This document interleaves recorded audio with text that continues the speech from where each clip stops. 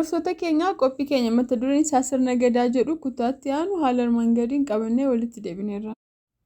Sadaffaan foollee yookiin gaammee gurguddaa. Isaan kun ganna 17 hanga 24 kan jiranidha. Sadarkaan kun sadarkaa baay'ee murteessaa itti gaafatamummaa maatii bulchuu jalqabanii fi lolaaf leenjii fudhatanidha. Yeroo kanatti hojii qonnaaf qopheeffachuu fi fayyadamuu yaaluu, maatii bulchuu fi jireenya hawaasummaa haala aadaa fi seera hawaasaatiin hirmaachuu eegaluu gaafata.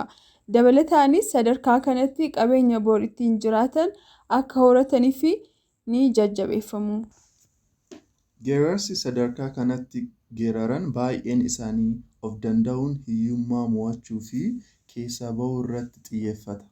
Sadarkaa kanatti duudhaa barsiifata, amalaa fi haala jireenya hawaasichaa beekuu fi seera gadaa kabajuu fi beekuu illee akka baratan eegama.